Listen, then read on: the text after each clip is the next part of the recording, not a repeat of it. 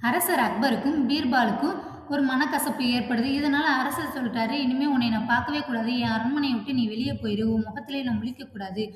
அப்படின்னு சொன்னத கேட்டு பீர்பால் அந்த இடத்த விட்டு கிளம்பிறாரு.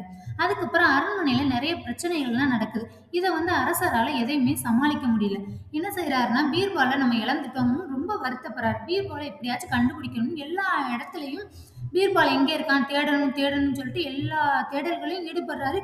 கடைசி வரைக்கும் பீர்பால கண்டுபிடிக்கவே முடியல. அப்ப அரசர் என்ன செய்றார், அரசர் ஒரு திட்டம் போடுறார். பீர்பால கண்டுபிடிக்கிறதுக்கு ஒரே ஒரு வழிதான் இருக்கு அப்படின்னு சொல்லிட்டு, இந்த ராஜ்யத்துல இருக்கிற எல்லா பஞ்சாயத்து தலைவர்ட்டயும் ஒரு அறிவிக்கை ஒண்ணு விடுறாரு.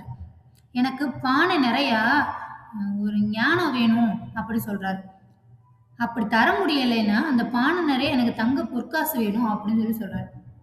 இத கேட்டோன மத்த பஞ்சாயத்து தலைவர்கள் எல்லாருக்குமே சரியான பயம். என்ன அரசர் இப்படி ஒரு அறிவிப்பு விட்டுருக்காரு. இது எப்படி சாத்தியமாகும்? இது எப்படி நடக்கும்? அது செய்யலைன்னா ஒரு பானை நிறைய தங்கத்துக்கு நம்ம எங்கே போறது? அரசர் இதனால நம்மள தண்டிப்பாரேன்னு ரொம்ப பயந்துகிட்டு இருந்திருக்காங்க. எல்லா பஞ்சாயத்து தலைவரும். இத கேட்ட பீர்பால் ஒரு இடத்துல விவசாயியா ஒரு மாறு வேடத்துல வேலை பார்த்துக்கிட்டு இருக்காரு. அந்த பஞ்சாயத்து தலைவர் ரொம்ப சோகத்துல இருக்காரு. இப்படி ஒரு பிரச்சனைய நம்ம எப்படி சமாளிக்க போறோம், கையாள போறோம்னு தெரியலையே!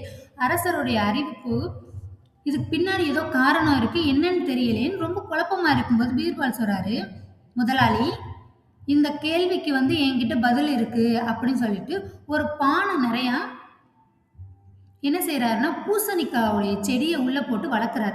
வளர்த்தோனே ஒரே ஒரு பூசணிக்காய் கொஞ்சம் பெருசாயிருது. அத அந்த பானைக்குள்ள போட்டு வளர்த்துடுறாரு பெருசா. வளர்த்தோம்னா, அந்த பானையிலேருந்து அந்த பூசணிக்காவ எடுக்க முடியாது. அப்ப இந்த பானைய அரசர்ட்ட போய் ஒப்படைக்கணும்னு சொல்லிட்டு அரசர்ட்ட குடுத்து ஒரு கடிதத்தையும் குடுத்து விடுறாங்க. இந்த பானை நெறைய அறிவு இருக்கு. ஆனா, இந்த பானைய உடைக்கவும் கூடாது. உள்ள இருக்கிற அந்த பூசணிக்காவுக்கு எந்த சேதமும் நடக்கக்கூடாது. அப்படி எடுத்தா தான், அவங்க தான் புத்திசாலியான அறிவாளி. அப்படின்னு சொல்லிட்டு, இதுல தான் அறிவுபூர்வமான கேள்வி அடங்கியிருக்கு. அப்படின்னு சொன்னத கேட்டு பீர்பால் சொன்னத கேட்டு அரசருக்கு ரொம்ப சந்தோஷம்.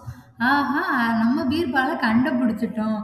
அப்ப இது எந்த பஞ்சாயத்துலருந்து இந்த பானை நமக்கு அனுப்பி வைக்கப்பட்டுச்சோ, அந்த பஞ்சாயத்துல தான் பீர்பால் இருக்காருன்னு சொல்லிட்டு, பீர்பால தேடி கண்டுபிடிச்சு ஆகணும்னு சொல்லிட்டு, அந்த பஞ்சாயத்துக்கு போய் பீர்பால கண்டுபிடிச்சு அரண்மனைக்கு அழைச்சிட்டு வந்துடுறாரு அரசர் அக்பர். ஏன்னா, இப்படி ஒரு அறிவுபூர்வமான பதிலையும், இப்படி ஒரு கேள்விக்கான பதிலையும் பீர்பாலா மட்டும் தான் குடுக்க முடியும் அப்படின்னு அரசர் நம்புனாரு. அதனால தான் இந்த மாரி ஒரு கேள்விய அரசர் வெளியிட்டாரு. இந்த கதை எதை விளக்குது அப்படின்னா, எப்பேர்ப்பட்ட விசித்திரமான சிக்கலுக்கும் அறிவுபூர்வமான தீர்வு உண்டு அப்படின்னு அர்த்தம்.